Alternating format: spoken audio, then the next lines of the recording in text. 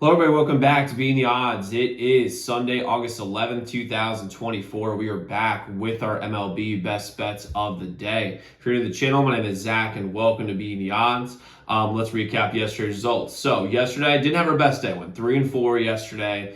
Members only best bet, Cubs -1.5, a winner, but a sweaty one to say the least. Orioles first five -0.5 is also a members only play. Thought that was in the bag.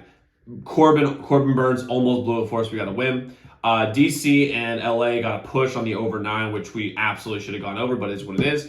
Over 8.5, San Diego, Miami, they both hit that number on their own. And then we just went through some stuff. Pirates first five money line was bad. We L there. Rangers first five plus 0.5. That was terrible. Red Sox money line, we could have won that one, but it is what it is. And then Mets money line at plus 110. They have not scored a run now in 3 games, so not great for the Mets. Overall for the year, though, we're killing it. 334, 274, 60 games over 500. We went 2-1-1 our members only best bets, including football yesterday. So we're on a 19-3-1 members only best bet run. We're 106-75 members only best bets for the baseball season. And if you haven't already and you're new to the channel, hit that subscribe button, like this video, hit notification bell so you never miss a pick. One thing that for those guys who have been around the channel for a while, you understand is that our best days come after our worst days. We bounce back like crazy off of a bad day, and we're going to do that again today. So definitely hit that subscribe button, like the video, hit the notification bell. We also post NFL videos, college football, NBA, NHL when those are on. We have an NFL video live right now, so definitely go check that out after you're done with this one. But let's jump in to the plays that we have today. I'm going to get started with our first play, which is going to be the Astros -1.5 plus 114 versus the Red Sox. First things first, this is a trap line, just to be very clear. The Vegas wants you to bet the Red Sox today because they've lost 2 games in a row. They honestly haven't. They look like they could have won both games in all seriousness. They absolutely could have. But the fact is, the money line is like -138, -140, which means that if you look at like when it's -1.5, your -1.5 should be like probably like plus 130, plus 122, something like that. It's on FanDuel, it's it's plus 106, which is ridiculously low odds, and on DraftKings it's plus 114. I think DraftKings like the better odds, but FanDuel is begging you, and DraftKings is begging you to take the Red Sox. I will not follow that trap. On top of that, Hunter Brown, his ERA is very deceiving. It's like a 4.11 ERA, which seems to be just league average. However, since mid-May, early May, it was like a 7-8 ERA. It was terrible. But since then, he's gotten better and better and better. Has one of the best ERAs in the entire league. It's like 4th best since July 1st, which is obviously very, very good. Paxton for the Red Sox have been hit hard this entire year, especially when he goes against good teams. And the Astros are seeing the ball very, very well in Fenway.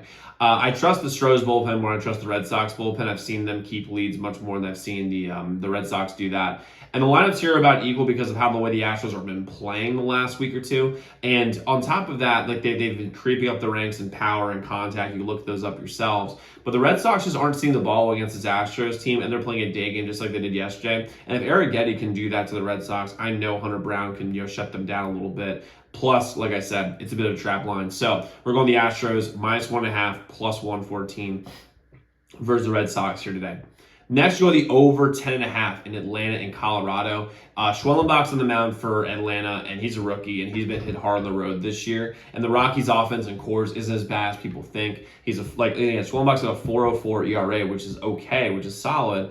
However, it's against bad teams. When he plays against good teams or on the road, he gets hit pretty fucking hard.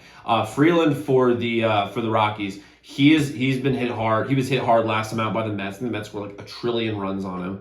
But the Braves lineup has shown up recently, and Freeland's at a 5.65 ERA, which is, the league average like 4.07, so substantially worse since that point. The bullpens have been fatigued after yesterday too. I think both teams used 4 relievers, and the day before, I'm pretty sure they both used 4 relievers. So the bullpens are gassed right now, and the Rockies' bullpen being gassed is not good because they have a 5.61 team ERA. They're the worst in the league by a mile. And the Braves in Colorado, I mean, they've been hit. I mean, listen, the Rockies have been able to hit this bullpen. And the bullpen for the Braves this year has been pretty solid. I mean, they're the number 2 bullpen in the league, which is obviously very, very solid. But they've been, I mean, they've gotten, the Rockies have been able to hit this bullpen. And I think the elevation definitely hurts with that. But even so, they're a gas bullpen in elevation. And the Braves lineup is starting to wake up a little bit with that Soler trade. Plus, they're going against the Rockies in Colorado, so obviously it's going to look better than it is. The sharp money day is all over the over as well, so I'm rolling the over 10.5 in Atlanta and Colorado. Next, we're going to the Guardians money line versus the Twins. I'm gonna take BB over Festa all day long, or Bybee, or whatever the hell his name is. I don't care. It's Bybee, BB doesn't matter. He's a very, very good pitcher versus Festa. Festa's not been very good. I gotta look. I mean, Festa just hasn't been good this year. The Guardians bullpen is way better than the Twins, and the Twins bullpen isn't even that bad. But the Guardians have a 2.67 team ERA, while Minnesota has a 3.93. Obviously, a gigantic difference there. And the lineups have been performing basically even over the last few weeks, because the Guardians gotten a little bit worse. The Twins have gotten a little bit better as it comes to their lineup. They've been playing better, especially with Royce Lewis returning. The Twins lineup has been playing way better. But when I look at the lineups being the same, I got to look at the pitching. And BB for the Guardians has been great. The Guardians bullpen has been fantastic this year, and the Twins bullpen has been good, and Festa's been bad. So I'm gonna roll with the Guardians money line here. Plus, again, they're begging you to bet the Twins because it's a minus 105. They're minus 105 on the money line at home, and the Twins line has been on fire. They're begging you to bet the Twins. I'm rolling with the Guardians here today with better pitcher. And then we're going to the over 8.5, Pittsburgh and Los Angeles. Falter,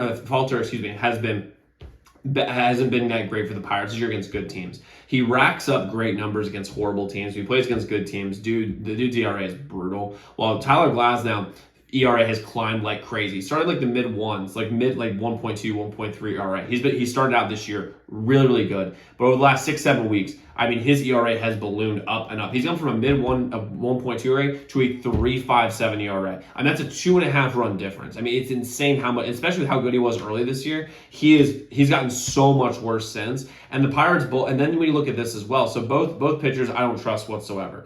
The Pirates bullpen is also the 5th worst in the league with a 4.43 team ERA, and they have seen and I've seen the Dodgers bullpen give up leads like crazy. They have a 3.64 ERA as a team, which means they're barely above average when it comes to league average in the bullpen.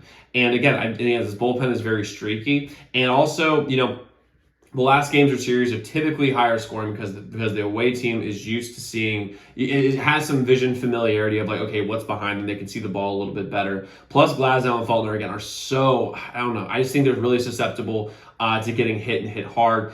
Pittsburgh's body clock won't be off today because Pittsburgh, you know, they've been playing at 10 p.m. Eastern these last couple games. They're playing at 4 o'clock Eastern today, which is going to be 1 o'clock, obviously, Pacific. So the body clock won't be off very much, which is obviously huge when it comes to hitting and hitting specifically. I like the over 8.5 Pittsburgh and Los Angeles here today. Now, just so you guys know, I might be adding another player too. If I do, I'll be posting that in the comments below, in the pin com below in particular, and also on my Twitter. My Twitter is linked in the description below. And just so you guys know, we have a full slate of members-only best bets today. We're on 19-3-1 members-only best bet run. You get us at zdmbets.com/picks. And I just don't want you all to miss out. I mean, our members are just raking in profit right now, and I don't want you all to miss out. Plus, all of our membership is 40% off right now. Take advantage of it, and it's only going to be that way until Saturday. So zdmbets.com/picks, zdmbets.com/picks, zdmbets.com/picks. So guys, let's go lock in those picks. Let's go win together today. Let's go make some money. I'll see you all tomorrow.